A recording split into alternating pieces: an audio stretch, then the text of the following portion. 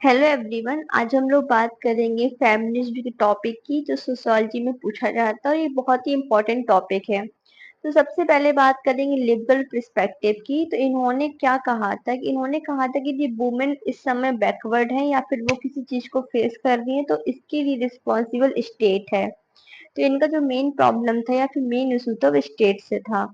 अब जब इसकी इशू जो स्टेट हो गया है तो मेन अब इसका सॉल्यूशन क्या है। तो इन्होंने कहा था कि यदि वुमेन को वोटिंग राइट में इक्वल राइट दे दिया जाए, लाइक सफरेज मूवमेंट में पार्टिसिपेट करने को दे दिया जाए और वो वोट कर लें, तो ये लिबरल पर्सपेक्टिव का सॉल्यूशन था। अब हम लोग बात करते हैं कि कौन सी वेव जो लिबरल पर्सपेक्टिव से बिलोंग करती है, that is women in development. तो जो वुमेन इन डेवलपमेंट है वो लिबरल पर्सपेक्टिव से बिलोंग करती है। अब हम लोग बात करते हैं रेडिकल फेमिनिज्म की। रेडिकल फेमिनिज्म क्या होता है? तो इन्होंने मोस्टली जो इन्होंने कहा है कि एनेमी क्या है, वो पेट्रियार्की है। तो इन्होंने कहा कि यदि महिलाएं या वुमेन जो आज बहुत बैकवर्ड हैं या फिर जो अनइक्वल राइट्स को कर देख रही हैं, तो वो इसके पीछे रीजन है पेट्रियार्की या मैन।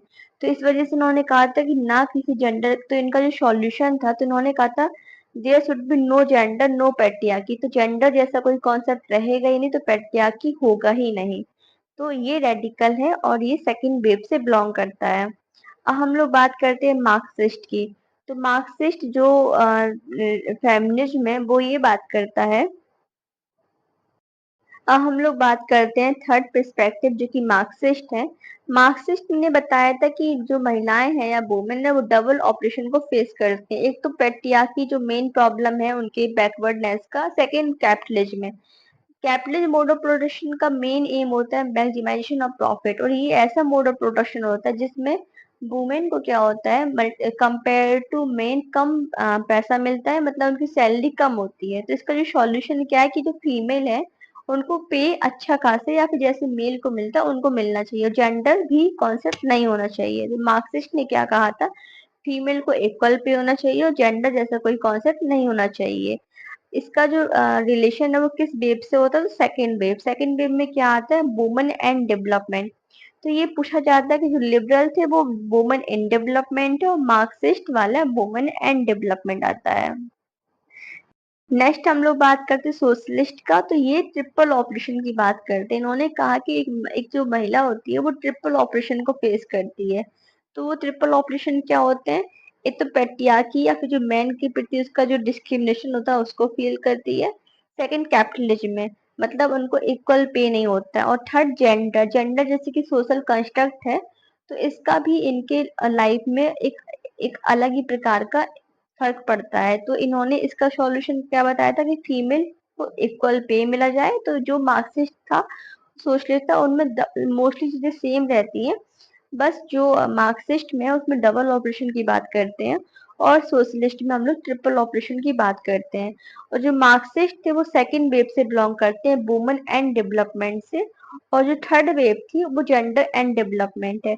इसी में इंटरसेक्शनैलिटी कॉन्सेप्ट भी आया था। इंटरसेक्शनैलिटी क्या होता है, जैसे महिलाएं सोसाइटी में अलग अलग लेवल पे खड़ी होती है। लाइक एक महिला जो कि पुअर है उसकी अलग प्रॉब्लम होती है, और एक जो महिला रिच है उसकी अलग प्रॉब्लम होती है।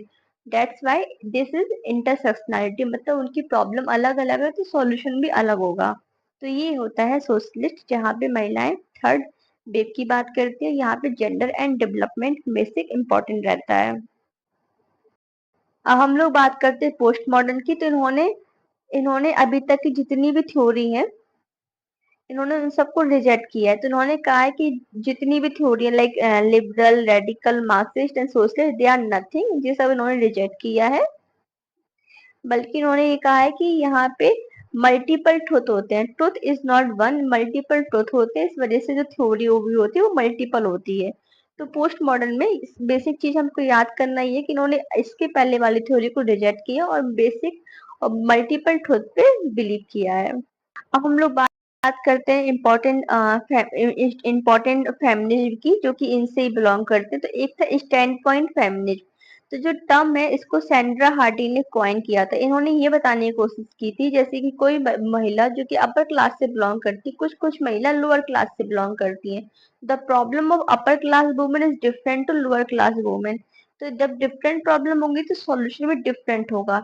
लेकिन इनका जो मेन फोकस था वो सबऑर्डिनेट ग्रुप पे था। जो सबऑर्डिनेट होता है, मार्जिनलाइज्ड होता है, डिप्राइव्ड सेक्शन होता है, इस पे इनका फोकस था। और ये किसने दिया था? सेंड्रा हार्डिंग ने इसको दिया था। ये क्या है? Stand point feminism. जैसे कि अभी हम लोगों ने पढ़ा था, जो मार्जिनलाइज सेक्शन के लिए था वो स्टैंड पॉइंट फेमिनिस्ट था। इसके साथ साथ एक और फेमिनिस्ट की हम लोग बात करते हैं, वो है ब्लैक फेमिनिस्ट। जैसे कि हम लोग जानते हैं, इसको दिया था या फिर कॉइन किया था ये टर्म पैट्रिका हिल कॉलिंस ने। इन्होंने कहा था कि जो महिलाएं ब्लैक होती हैं, ब्लैक फेमिनिस्ट, उनके अपने अलग प्रॉब्लम होते हैं, उन्हें कई प्रकार के डिस्क्रिमिनेशन को फेस करना होता है। जैसे कि हम लोग देखते हैं सोसाइटी में कलर का बहुत इंपॉर्टेंस दिया जाता है।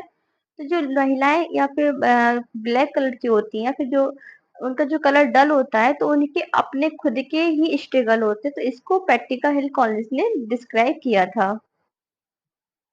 अब हम लोग बात करते हैं नेक्स्ट फेमिनिस्ट की, जो कि कल्चरल फेमिनिज्म। ये क्या होता है? जैसे कि हम लोग जानते हैं, एक मैन होता है, उसका एक अलग लिविंग, एक अलग ही रहने का तरीका होता है, और एक महिला का अलग ही रहने का तरीका होता है। जैसे कि हमारी सोसाइटी में क्या होता है कि यदि एक मेल है, तो हम लोग उससे फील करते हैं कि वो एग्रेसिव भी हो सकता है, वो कम्पिटिव भी हो सकता है। लेकिन जो महिला है, उसको कोऑपरेशन, काइंडनेस और नर्चरिंग पीस होनी चाहिए। मतलब उसको एज अ सॉफ्ट नेचर वाला होना चाहिए। तो ये हम मानते हैं कि सोसाइटी में दोनों का इस प्रकार का नेचर होना चाहिए।